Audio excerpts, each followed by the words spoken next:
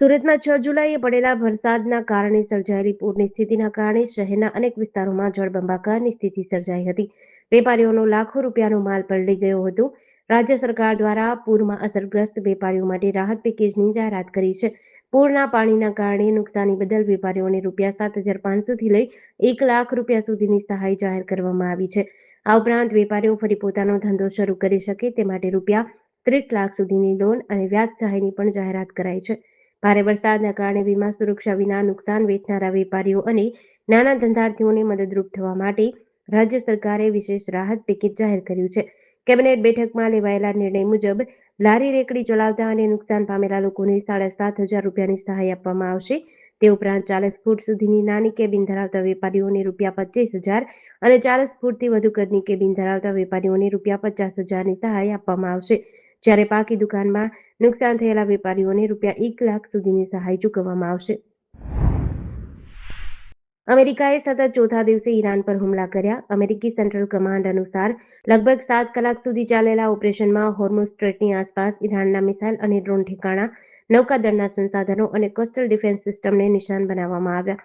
બીજી તરફ ઈરાનની Islamic revolutionary guard કોર્પ્સે દાવો કર્યો હતો કે તેણે વળતો હુમલો શરૂ કરીને બહેરીન, કુવૈત અને જોર્ડનમાં અમેરિકી સૈન્ય ઠેકાણા પર હુમલો કર્યો છે. IRGCએ બહેરીનના અમેરિકી ફિફ્થ ફ્લીટ બેઝ અને જોર્ડનના અઝરાક એરબેઝને નિશાન બનાવવાનો પણ દાવો કર્યો હતો. આ દરમિયાન અમેરિકી રાષ્ટ્રપતિ ડોનાલ્ડ ટ્રમ્પે ઈરાનને ચેતવણી આપતા કહ્યું કે જો તેહરાન સમજૂતી માટે આગળ નહીં આવે તો આવતા અઠવાડિયે પાવર પ્લાન્ટ્સ અને પુલોને પણ નિશાન બનાવવામાં આવશે. બીજી તરફ ઈરાને સ્પષ્ટ કર્યું છે કે તે અમેરિકી દબાણ સામે ઝૂકશે નહીં અને હોર્મુઝ સ્ટ્રેટ પર તેની રણનીતિ ચાલુ રાખશે. જામનગર શહેરના આરોગ્યની જાળવણી માટે મહાનગરપાલિકાના કમિશનર દીપેશ કેડિયાની સૂચનાથી ફૂડ શાખા દ્વારા કડક કાર્યવાહી હાથ ધરી છે. ફૂડ સેફ્ટી ઓફિસર્સની ટીમે પાણાખાણ, શરૂ સેક્શન અને મુલ્લા મેડી સહિતના વિસ્તારોમાં આવેલી 71થી વધુ હોટલ, રેસ્ટોરન્ટ, ફરસાણ અને ફાસ્ટફૂડની રેકડીઓ પર વ્યાપક દરોડા પાડી તપાસ હાથ ધરી હતી. આ ઝુંબેશ દરમિયાન ગંદકી અને એક્સપાયરી ડેટના માલસામાન બદલ વેપારીઓ પાસેથી કુલ ₹19,000નો દંડ વસૂલાયો હતો. તપાસ દરમિયાન ફૂડ શાખાની ટીમે કુલ 71થી વધુ પેઢીઓમાં સર્ચ ઓપરેશન હાથ ધર્યું હતું, જેમાં ફાસ્ટફૂડ અને ફરસાણના વેપારીઓને ત્યાં વપરાતા ખાદ્યતેલની ગુણવત્તા માપવામાં આવી હતી. તપાસ દરમિયાન માનવ સ્વાસ્થ્ય માટે હાનિકારક એવું 45 કિલો અખાદ્ય તેલ, 15 કિલો પ્રિન્ટેડ પસ્તી તેમજ અતિશય ગંદકી વચ્ચે રાખેલો 25 કિલો વાસી ખોરાક સ્થળ પર જપ્ત કરી નાશ કરાયો હતો. બોટાદના ખસ રોડ પર ઇન્સ્ટાગ્રામ ફ્રેન્ડ રિક્વેસ્ટના સમાધાન દરમિયાન થયેલા હુમલામાં એક યુવકની હત્યા થઈ છે. પોલીસે આ કેસમાં 5માંથી 4 આરોપીની ધરપકડ કરી છે, જેમાં 3 સગીર વયના છે. બોટાદ એસપી ધર્મેન્દ્ર શર્માએ આ માહિતી આપી હતી. આ ઘટના 9 જુલાઈના રોજ રાત્રે બની હતી. પ્રાથમિક તપાસમાં સામે આવ્યું છે કે ઇન્સ્ટાગ્રામ પર એક યુવતીને ફ્રેન્ડ રિક્વેસ્ટ મોકલવા બાબતે અગાઉ થયેલી બોલાચાલીના સમાધાન માટે બંને પક્ષો ખસ રોડ પર ભેગા થયા હતા. ઘટનાની જાણ થતાં જ બોટાદ જિલ્લા પોલીસ વડા, ડીવાયએસપી, એલસીબી અને એસઓજીની ટીમો ઘટના સ્થળે અને હોસ્પિટલ પહોંચી હતી. ઇજાગ્રસ્તોના નિવેદનો અને મૃતકના પરિવારજનોની ફરિયાદના આધારે પોલીસે 5 આરોપીઓ વિરુદ્ધ ગુનો નોંધી તપાસ હાથ ધરી છે. એક આરોપી હજુ ફરાર છે. ભારતમાં યુકેની કાર, વિસ્કી, કપડાં અને ફૂટવેર આજથી સસ્તા મળશે, કારણ કે ભારત યુકે વચ્ચે ફ્રી ટ્રેડ એગ્રીમેન્ટ લાગુ થઈ ગયો છે.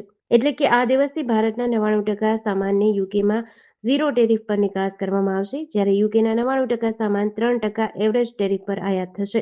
આનાથી 2030 સુધીમાં દ્વિપક્ષીય વેપાર બમણો થઈને $120 બિલિયન સુધી પહોંચવાની સંભાવના છે.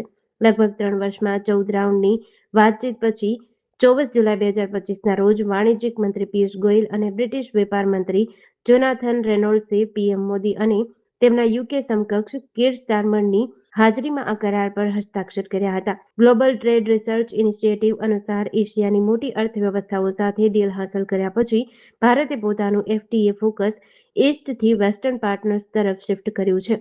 ભારત હવે નિકાસનું વિસ્તરણ કરવા અને પશ્ચિમના મોટા અર્થતંત્રો સાથે વ્યાપારી સંબંધોને મજબૂત કરવા માટે ઈયુ અને યુએસ સાથે એફટીએને પ્રાધાન્ય આપી રહ્યું છે. દેશમાં E20 પેટ્રોલ, ઇથેનોલ, માઇલેજ અને વાહનો પર તેની અસરને લઈને સતત સવાલો ઉઠી રહ્યા છે.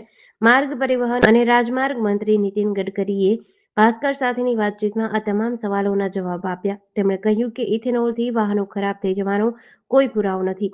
સાથે જ જણાવ્યું કે વૈકલ્પિક ઇંધણથી દેશની તેલ આયાત ઘટશે. પ્રદૂષણ ઘટશે અને ખેડૂતોની આવક વધશે. ગડકરીએ કહ્યું કે હું પરિવહન મંત્રી છું અને ઓટોમોબાઈલ એન્જિનિયરિંગના ધોરણો નક્કી કરવા એ મારો અધિકાર છે. કયું ઈંધણ વાપરવામાં આવશે તેનો અંતિમ નિર્ણય પેટ્રોલિયમ મંત્રાલય કરે છે. હું છેલ્લા 25 વર્ષથી ખેડૂતોના હિતમાં વૈકલ્પિક ઈંધણ પર કામ કરી રહ્યો છું. દેશ 22 લાખ કરોડ રૂપિયાનું પેટ્રોલિયમ આયાત કરે છે. દિલ્હીના પ્રદૂષણનો 40% હિસ્સો પરિવહનથી આવે છે. તેને ઓછું કરવું પણ અમારી જવાબદારી છે. રાજકોટ શહેરમાં છેલ્લા 19 વર્ષથી અષાઢી બીજના પર્વ નિમિત્તે ભગવાન જગન્નાથજીની ભવ્ય રથયાત્રા કાઢવાની પરંપરા રહી છે. વર્ષમાં માત્ર એક જ વાર જગન્નાથ જ્યારે ભક્તોને દર્શન આપવા અને નગરચર્યા કરવા માટે નિજ મંદિરથી બહાર નીકળે છે, ત્યારે સમગ્ર રાજકોટ જાણે ભક્તિના રંગે રંગાઈ જાય છે. આવતીકાલે 16 જુલાઈ ગુરુવારના રોજ અષાઢી બીજના પાવન અવસરે સવારે 8 વાગ્યે જગન્નાથ મંદિરેથી આ ઐતિહાસિક રથયાત્રાનો મંગલ પ્રારંભ થશે. રથયાત્રાની પવિત્ર પહિંદ વિધિ રાજકોટના રાજવી ઠાકોર સાહેબ માંધાતાસિંહ જાડેજાના હસ્તે શાસ્ત્રોક્ત વિધિ વિધાન સાથે થશે. અત્યારથી વિવિધ સંસ્થાઓ અને મંડળોમાં ભારે ઉત્સાહ જોવા મળી રહ્યો છે.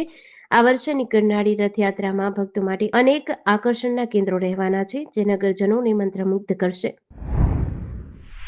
અમદાવાદના સરખેજ ધોળકા રોડ પર આજે 2 ટ્રક વચ્ચે અકસ્માત થયો હતો. આ અકસ્માતમાં આઈસર ચાલકનું સ્થળ પર મોત થયું હતું.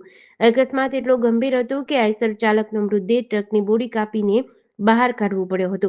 બનાવની જાણ થતાં ગ્રામ્ય પોલીસ દોડી ગઈ હતી. અમદાવાદના સરખેજ ધોળકા રોડ પર બાકરોલ પાસે એક લોડિંગ ટ્રક અને ઈંટ ભરેલા આઈસર વચ્ચે અકસ્માત થયો હતો. અકસ્માતમાં આઈસરના ડ્રાઈવરનું મોત થયું હતું. બનાવની જાણ થતાં પોલીસ અને ફાયરની ટીમ દોડી આવી હતી. અકસ્માત એટલો ગંભીર હતો કે આઈસર ચાલકનો મૃતદેહ ટ્રકની આગળની બાજુમાં ફસાયો હતો, જેને ફાયરની ટીમ દ્વારા પતરા કાપીને બહાર કાઢવામાં આવ્યો હતો. ચોટીલા તાલુકાના કુભારા ગામે ગંજીપાના વડે પૈસાની હારજીતનો જુગાર રમતા 7 ઇસમોને ઝડપી પાડવામાં આવ્યા છે. એલસીબી સુરેન્દ્રનગર દ્વારા આ કાર્યવાહી હાથ ધરવામાં આવી હતી. પોલીસે કુલ ₹69,400નો મુદ્દામાલ જપ્ત કર્યો છે, જેમાં ₹44,400 રોકડનો સમાવેશ થાય છે. સુરેન્દ્રનગર જિલ્લા પોલીસ અધિક્ષક પ્રેમસુખ ઢેલુ દ્વારા જિલ્લામાં દારૂ અને જુગાર જેવી બદીઓને સંપૂર્ણ નાબૂદ કરવા માટે અસરકારક કામગીરી કરવા સૂચના આપવામાં આવી હતી. આ સૂચનાના ભાગરૂપે આ રેડ કરવામાં આવી હતી. પોલીસ કોન્સ્ટેબલ વજાભાઈ સાનિયાને મળેલી બાતમીના આધારે ચોટીલા તાલુકાના કુભારા ગામે જુગાર અંગે રેડ કરવામાં આવી હતી. સુરતના ફૂલપાડા અને અમરોલી વિસ્તારમાંથી પસાર થતી તાપી નદીમાં 1-2 નહીં પરંતુ એકસાથે 4 થી 5 વિશાળકાય મગરો હોવાની સત્તાવાર પુષ્ટિ સ્થાનિકોએ કરી છે. નદીના પાણીમાં તરતી અને કિનારાની આસપાસ આટા મારતી આ મગરોને કારણે સમગ્ર પંથકમાં ફફડાટ વ્યાપી ગયો છે. નદીમાં અચાનક આટલી મોટી સંખ્યામાં મગરો દેખાવાને કારણે કિનારાના વિસ્તારોમાં વસતા લોકોની સુરક્ષા સામે મોટા સવાલ ઊભા થયા છે. સ્થાનિક માછીમાર અને નદી કિનારે જ રહેતા મનોજભાઈ અંબારામ પટેલના જણાવ્યા અનુસાર તાપી નદીના આ પટમાં હાલમાં મગરોએ પોતાનો ડેરો જમાવ્યો છે. તેમણે કહ્યું કે નદીમાં દેખાયેલી મગરો પૈકી એક મગર તો કમસે કમ 10 થી 12 ફૂટ લાંબી અને અત્યંત વિશાળકાય છે. આ સિવાય અન્ય 2 મગરો આશરે 7 થી 8 ફૂટની લંબાઈ ધરાવે છે.